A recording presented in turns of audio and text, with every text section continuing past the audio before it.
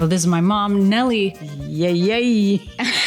Say, welcome to the podcast. Welcome to my daughter, what? Podcast. Podcast. Podcast. I know, podcast. That's a weird name. Hey, everybody. Welcome to Find the Funny with Lisa Alvarado. I am so excited about my guest today. It is Nick Hoff. He is a great comedian. I have known you how many years? Probably 14. I was thinking like about 15 that? years. Yeah. And we were baby comedians when we met. Where did Infants. we meet at a venue? At a comedy venue? I think the first time I met you was at our church, actually. So you did go to... Yes. Where did we go? Oasis, right? Yeah. Oasis. I was at Oasis for probably a year Yeah. and a half. Yeah. Yes. Did we do a comedy show? Because I used There to was a teach. comedy show there. I can't remember if you were there as well for that one, but there was a comedy show in their little cafe there right next to Oasis. Yeah. That's the one I produced. Yeah, which I was there. I was terrible. Did you go to it? I was on it. You were... Okay. I was No on wonder. it. Yeah. And I remember Angela Johnson was sitting in the audience watching it. And I was like, well, she should be up here. Not me. I'm an idiot. Just Well, no, I mean, that's before she started stand-up. And then she started no, because stand-up. I knew who she was. So I had to have seen the nail salon. Oh, but you know, she started because of church at Oasis. Is that in right? my class. Really? You could have done it. I should have just taught myself what I taught her, and maybe I'd be famous. I know so many stories like that of like big name comics now that started in a comedy class. Yes. And that you look, the teacher always has that look on their face like, oh man, it was in me. But somehow I poured it out. Why did I give her all the gifts? Yeah, it wasn't too fun after that because she became, it's good for her. But for me, she was the younger version of me. Right. So- I look at people like that now and I go, oh, dang it. Yes, They're exactly. so full of life and look at me just clinging. They have hopes and dreams and I mean, you have small children, so. Yeah, so I'm bringing other people down with me. Yes, exactly. Yeah. That must be, okay, so you are the man of the house. I've never thought of this as the man of the house making a living for your family off stand-up comedy. Yeah.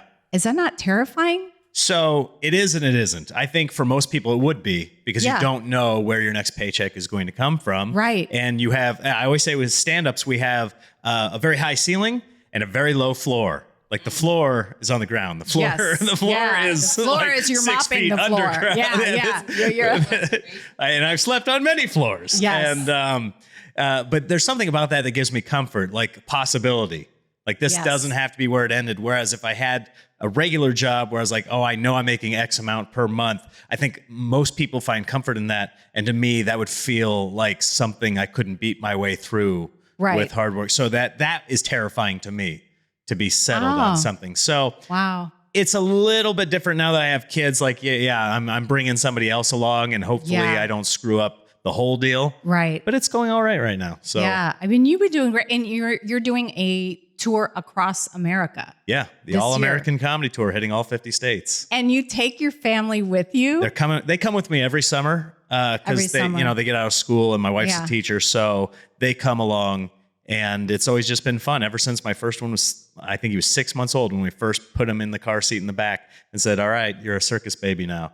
And they come along. Wow. Do they actually watch the shows? Not very often. Really. A couple every year they'll get to see where they can stand in back or behind stage or something and watch it. But for the most part, they're just, steel cage death match with my wife in some hotel room. Yeah. And she's like, I hate him. Yeah, I'm fielding hate texts from her like, what have you done? Yeah. It's just like, this is your dream. This is not my dream. Sorry, I'm drinking on the job. Leave me alone. Oh my gosh. You got a good woman right there. She's pretty good. She's pretty good. Although she does let me hear about it. Yeah. So I'm very well aware of how good she is.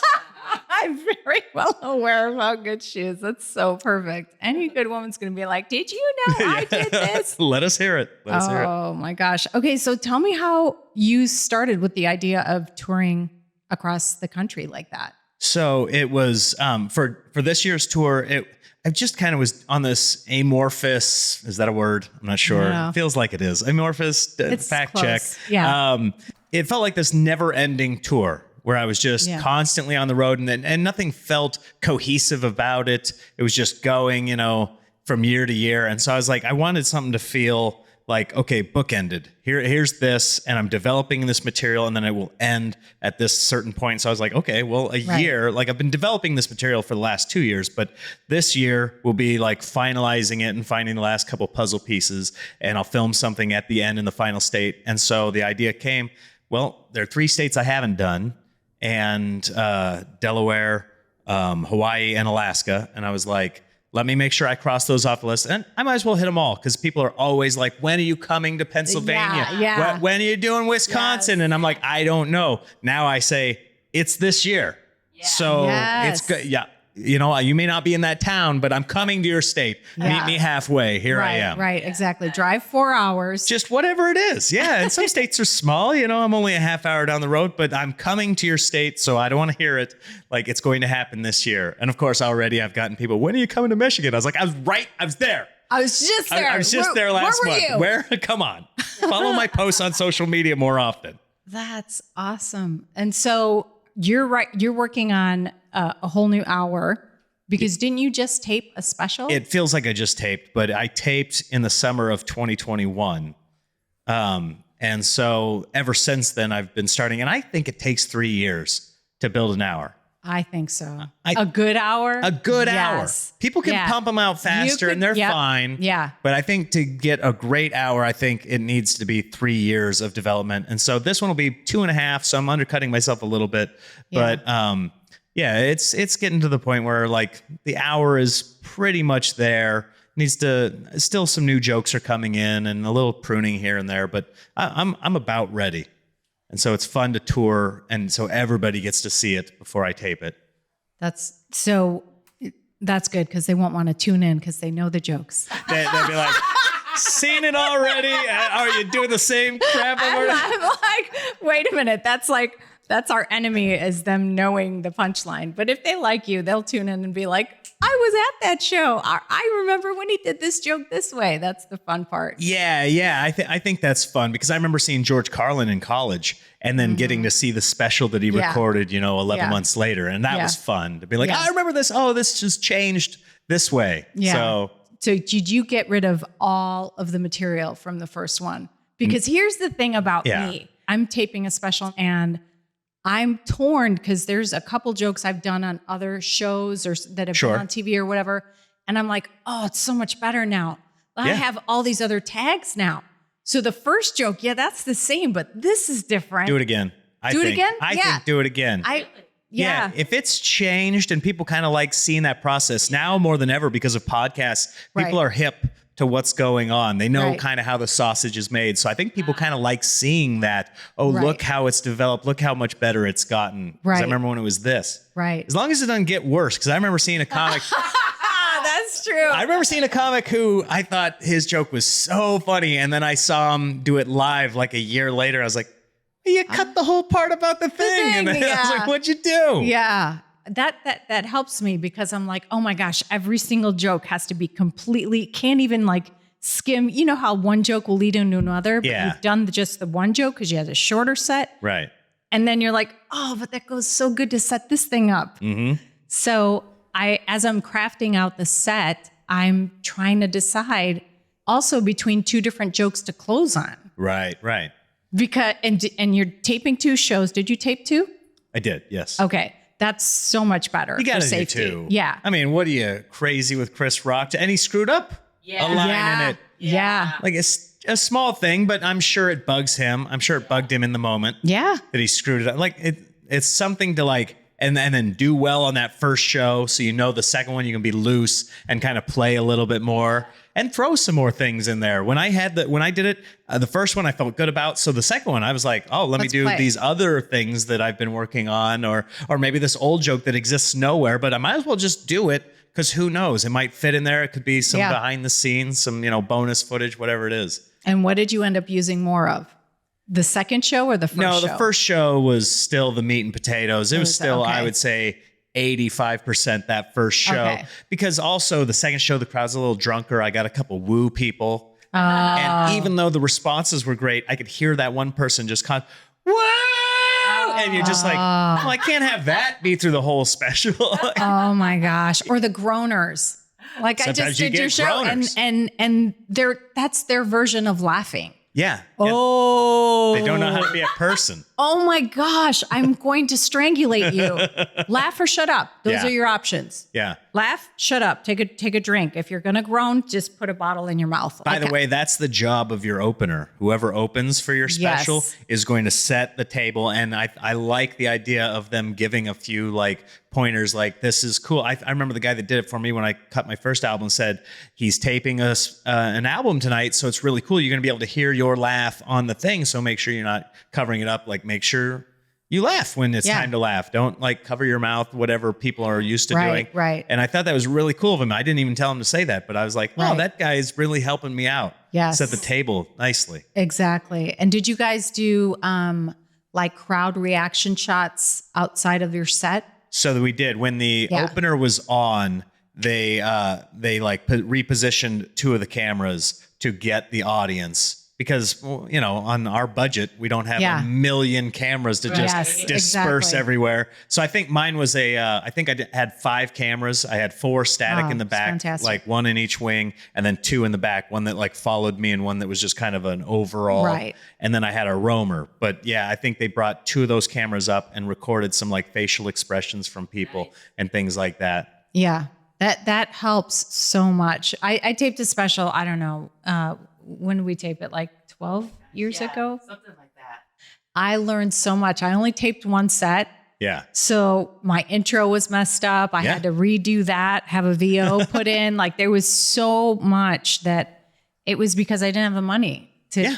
And the venue was enormous. I don't know what I was thinking. I couldn't fill it twice. You know what I mean? Like I couldn't fill it twice. And it was huge ceilings. And here I am thinking, oh, it's this massive. Well, you can't hear the laughter. Yeah, exactly. If you don't have enough mics in the audience, you can't hear the laughter. So there's so many things that I learned doing it wrong and like just kind of stumbling upon how to produce a special. Yeah. That now I'm like, so excited to do this one, even though I know there will be mess ups and then I'll be like, oh, I got to do that next time. But this time I'm so much more prepared. Right. Well, we learn those things and we have to learn them from our peers as well. I remember before I filmed, I called 5 different people that had released a special like within the last year and just kind of picked their brain. Like what am I doing? What do I need? What is really necessary? Suggestions, all that. Yeah. And I thanked all those people in the credits because I was like, that was invaluable to sit there and have them coach me through it before I screwed it up myself. And did you know that you were going to put it on YouTube, or what was your goal? Did you try shopping it first? No, we did not try shopping it. The idea was always, YouTube is like the backstop. And it was kind of an intriguing proposition because I knew other people had put things on like Tubi and things like that and Amazon. Yeah. But at a certain point, and I think a lot of comics are realizing this, you want to work on building your own brand. Yeah. And when you put them on those platforms, it's cool because it looks great for you, but it's not really building into your own brand. It's like when you sell tickets at a comedy club and the comedy club owns all the contacts of the audience.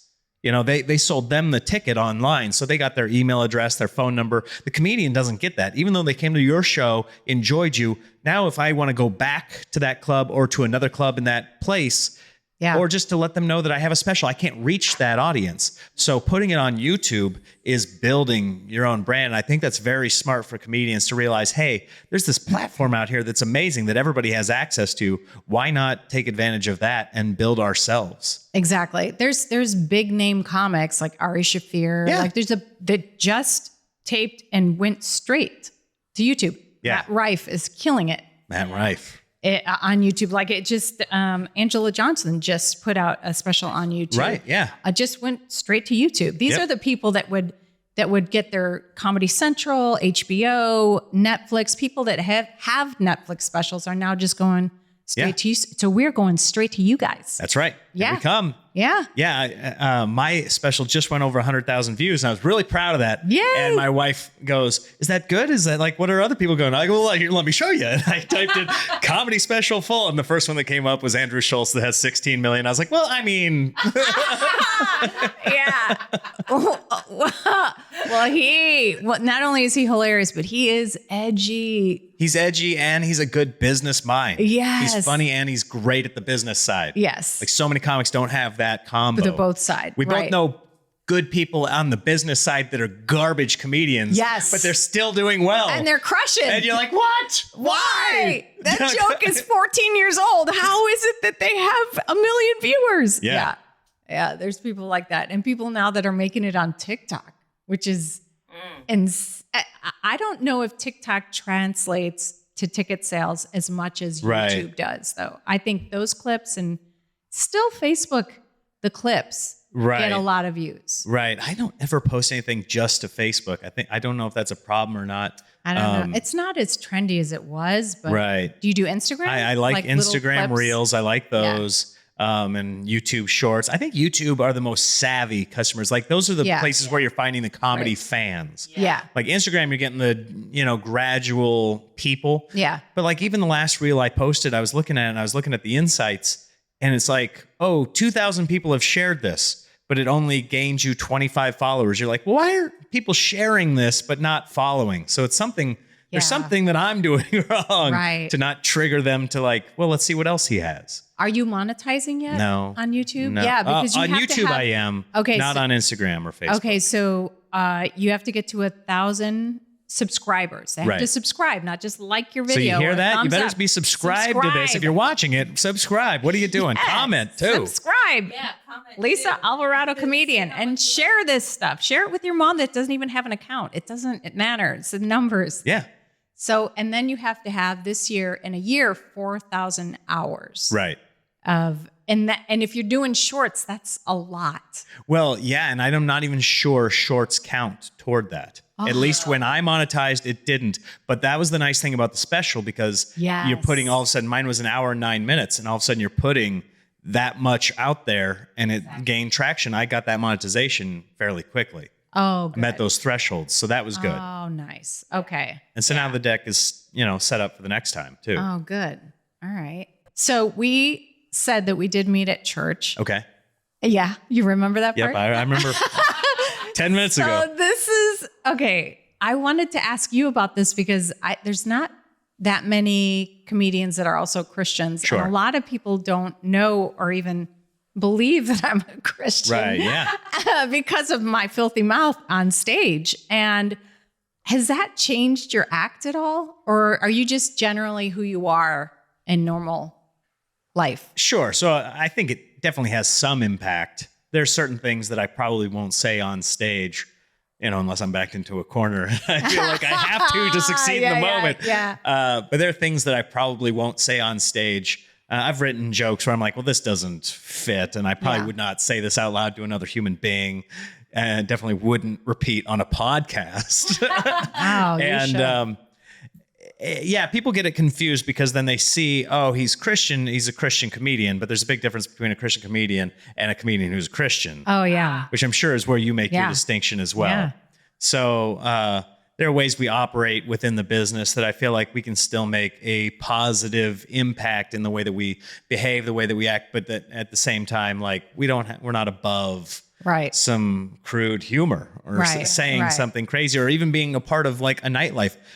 Some Christians would look down on just us being around certain venues. Yes. I remember I did a show in Michigan. So Michigan, sorry, the show's already done for this year. Yep. But I did a couple shows in Michigan. The last one I did, I knew the booker said, hey, it's going to be like a cleaner show. He said cleaner. Yeah. Which you don't know what that means. You don't what have is cleaner? any idea what that means. Because I'm cleaner than a lot of comedians. Yeah, you are. But you never know. And so I went into the green room and I was asking the gal who was running the show. I said, how clean do you want it? Because they said cleaner. And she goes, you know what? Thanks for asking. Because last year we had a gentleman who said he was squeaky clean. And then he started talking about divorce. And we were like, oh my. And I was like, oh my. Oh, they would hate me. So glad I asked. That was my dry bar experience. You're going to talk about divorce because dry bar is Mormons run it. Yeah. Utah. Clean comedy. Yeah. So what did you say to that? Oh, it opened my eyes. I realized, okay, we're going to reel it in. reel it in. Because, I walked out there and there are kids out in the theater and you go, okay, it's this, which is fine. It's not ideal. It's not my sweet spot, but you can do it. You just do more crowd work. I don't know. How old are you, buddy? Yeah. Should you be here? Let's make your dad say the things I can't say. Do you ever talk about your faith on stage? I have. I don't often make a habit of it, but I have a couple jokes where I say, listen, I'm a Christian. This is what I believe. And usually it's to make fun of it. Yeah. Because, it is ripe for the pickings. Like, I understand why a lot of comedians are atheists or agnostic. You see it. It's ridiculous. So I think saying I believe in something and then making fun of it at the same time, hopefully that's okay. But I brought it up a few times.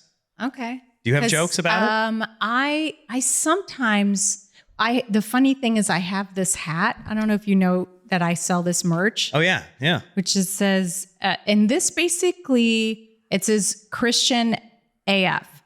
And it encapsulates me, my whole personality with my faith. Because I just feel like the comics that profess be clean, do this, like the Cosbys of the world. Right. Don't do this or you're going to burn, or, oh, how could you say that word? I'm almost the opposite. We're off stage. My life is a lot cleaner. Right. But when I get up on stage, I'll talk about sex. I'll talk about not liking my kid. And that's just a real emotion. And I feel like sometimes as Christians, people say, well, don't say this, or don't mention divorce. Don't mention, well, I've been divorced. I just think that truth is so much more interesting. And that is why I need God. It's because of all of these things that I think. It doesn't mean that I do them, but I do believe a lot of the stuff that I say is I'm like, I do feel that way if I had a boyfriend or if I had this. And we're so extreme sometimes as Christians that the judgment, even against one another, it's just not inviting. I'm like, that's not really who God made us to be. Like, why are we pointing all these fingers? Just let the person live and you do the best you can do. Right. It always bums me out when people will see something that a Christian did that's bad and then make it about all Christianity. And you go, well, take it easy. Yeah. That's not everybody. And that's why I never want to be this holier than thou person, because I'm going to let somebody down. Yes. I'm going to screw it up at some point, and I don't ever want to feel like I'm being hypocritical. And people often forget. I find the same thing when people talk about when you do a show for older people and they say, keep it clean. These are older folks. And you say, okay, well, they're a little more conservative, but let's not forget, these people have been to war. These people made us. Yes. They invented the sex positions we do. Let's not think that these people can't handle it, and people forget the Bible is bloody. It's the horrific things that happen in the Bible. We're not above a lot of this stuff. So being real and talking about real life, I think that's only therapeutic for people. And if they see behind the scenes that, oh, by the way, she's also a Christian, I think that's oh, well, then I'm not so far from that. It seems like there's opportunity there. Right. And I think actually your actions speak louder, because if I got up on stage and I was super clean and whatever else, and then I did something completely different off stage, that to me is more hypocritical. Yeah. I'll go up there, I'll drop an F-bomb, or I'll talk about dating or things that might be edgy in the Christian realm. But then when I leave the stage, I'm not sleeping around with dudes. Right. I'm not going home with the bar staff. I'm not doing drugs or coke in the bathroom. I'm not, none of those things are happening. I usually go eat and hang a little bit and go to my room. Yeah. So my lifestyle shows my faith better than probably what I'm saying on stage. Yeah. But I love the fact that people can come up to me after and they're like, "Oh, you're a believer?" It cracks me up that people are like, I'm like, "Yeah, I love God." Do people come out knowing he's a clean comedian, or do you think there's some that come out and go, "Oh, he's a Christian guy and I'm going to bring my family"? No, I don't think anybody says, "Oh, I think he's a Christian guy." But several times, nobody. But many times, people was like, "You know what I liked? I I like that you were clean. Yeah. And even though I think I'm PG-13, like I'm talking about things and I say a few words, but it comes out like, I think people's perception of stand-up is, Def Comedy Jam. Somehow that was instilled that it was this dirty thing. And so when you're a little below that, people go, well, look at you. Exactly. Little whippersnapper, huh? And at times I do ships. And the thing about ships that's really hard is no matter what you are, cleaner side or dirtier side, you have to have both. Yeah. There will be children in some of your shows. They will be PG. And PG to some parents is still PG-13 or rated R. Right. Right. I mean, I've done some of the mildest jokes. And then the parents come up to you and I'm like, don't bring your child into comedy shows. Yeah. Like, go take them to see a juggler. Like, just because they're children there doesn't mean I'm going to talk about Legos for them. And Exactly.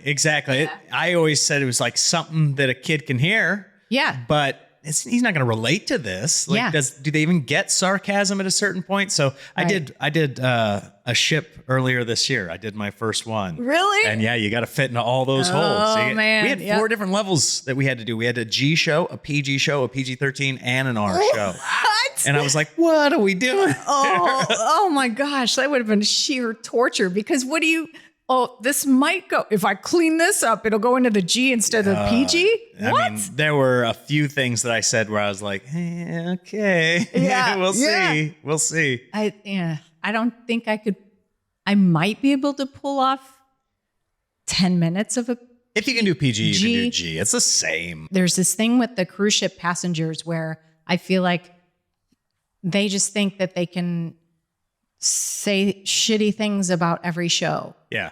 I don't know if you experienced that at all, but I literally got a complaint from a passenger on a cruise ship where a cruise director pulled me aside and said, you got this complaint today. And I go, oh boy. And they go, yeah. They said, you didn't move around on stage enough. Because they were behind a pole and they couldn't. And I go, get there earlier?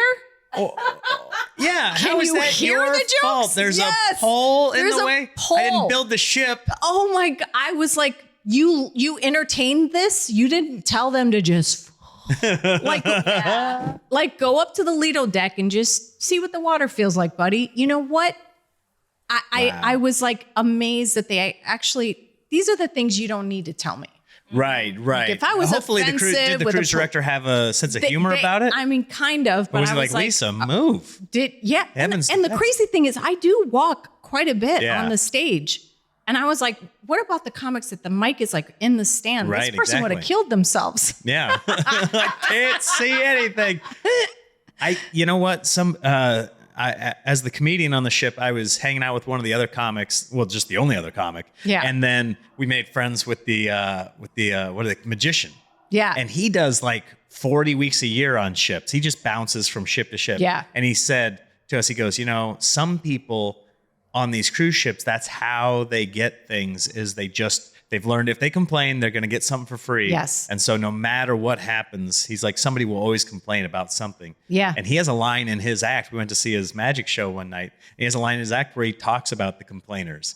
Yeah. And he kind of makes fun of them. And I was like, oh yeah, this is a guy that lives this life. Yeah. And is just sick of it. Yeah. I mean, it's amazing to me. But that kind of stuff doesn't happen at a comedy club because they pay for the show. They make a choice to be there. Yeah. On a cruise ship, they just there and you happen to be the entertainment. It's the same as the free roll that they picked up at the buffet. Yeah. They don't value it. Yeah. If it drops on the ground, they'll just go get another one. They don't care. Yeah, exactly. Hey, everybody, we are having so much fun and the set fell apart 4 times. So we're going to do a part 2 with Nick because he's been so patient and freaking funny. So make sure you tune in 2 weeks for part 2.